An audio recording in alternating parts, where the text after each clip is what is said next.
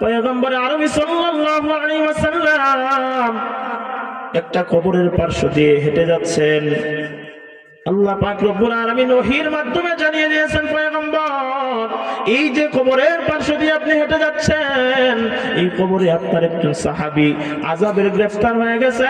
পয়গম্বর জানেননি আপনার এই সাহাবী কেন আযাবের গ্রেফতার হয়েছে?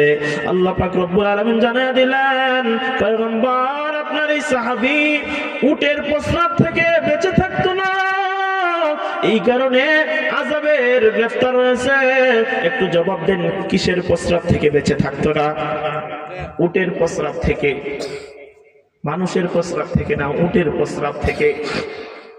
একটু মনোযোগ দেন, ফিকহে হানাফির উসুল অনুযায়ী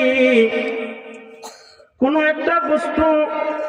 একটা বস্তু নাপাক হওয়ার ব্যাপারে যদি বিপরীতমুখী দলিল পাওয়া যায়, এক দলিলের আলোকে এই বস্তুটা নাপাক, অপর আরেকটা বিপরীতমুখী দলিলের কারণে এই বস্তুটা পাক, এইরকম বিপরীতমুখী দলিল পূর্ণ একটা বস্তু যদি দুই ধরনের দলিল পাওয়া যায়, তাহলে ফিকহে হানাফির উসুল অনুযায়ী এটা হালকা নাপাক।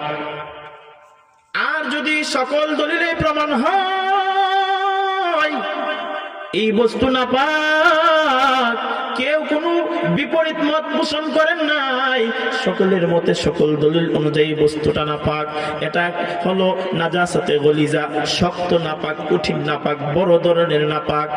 আর যদি বিপরীতমুখী দলিল থাকে, এক দলিলে পাক প্রমাণ হয়, অপর দলিলে নাপাক প্রমাণ হয়, তাহলে এটা একটা হালকা ধরনের নাপাক।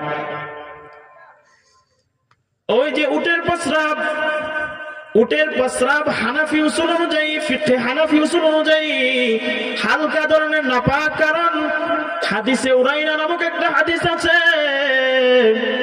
এই হাদিসের মধ্যে পয়গম্বর আরবি সাল্লাল্লাহু আলাইহি ওয়াসাল্লাম একটা সম্প্রদায়কে একটা বিশেষ রোগের কারণে উটের প্রস্রাব পান করার নির্দেশ দিয়েছিলেন। সুবহানাল্লাহ পড়েন। বিশেষ একটা রোগের কারণে উরাইনা গোত্রকে পয়গম্বর আরবি সাল্লাল্লাহু আলাইহি ওয়াসাল্লাম উটের প্রস্রাব পান করার জন্য বলেছিলেন। এই হাদিস থেকে প্রমাণ হয় উটের প্রস্রাব পবিত্র। অপরদিকে ওই যে বললাম হাদিস, পয়গম্বর আরবি সাল্লাল্লাহু আলাইহি ওয়াসাল্লাম যে কবরের পার্শ্ব দিয়ে যাচ্ছিলেন, আল্লাহ পাক রব্বুল আলামিন জানিয়ে দিলেন আপনার এই সাহাবী উটের প্রস্রাব থেকে বেঁচে থাকতো না। এই কবরের আযাবের হাদিস দ্বারা প্রমাণ হয় উটের প্রস্রাব অপবিত্র। উভয় ধরনের দলিল পাওয়া যায়, অতএব প্রমাণ হলো ফিকহে হানাফির উসুল অনুযায়ী উটের প্রস্রাব হালকা ধরনের নাপাক। হালকা ধরনের নাপাকি প্রস্রাব থেকে যদি আল্লাহর পয়গম্বরের সাহাবী বেঁচে না থাকার কারণে কবরের আযাবের সম্মুখীন হয়ে যায়, তাহলে যে সমস্ত যুবক ভাই মানুষের প্রস্রাব সকল মতে কোন ধরনের বৈপরীত্য কোনো মত নাই, মানুষের প্রস্রাব এটা বড় ধরনের নাপাক, নাজাসাতে গলিজা।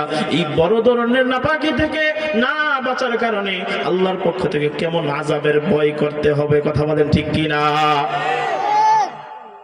বড় ভাই আমাকে বলেছিলেন, আমি আসার আগ পর্যন্ত তুমি মাইকটা চালিয়ে যাও, আমারও কষ্ট হচ্ছে, আমি আমার ভাইয়ের কথা আমি আর লঙ্ঘন করব না।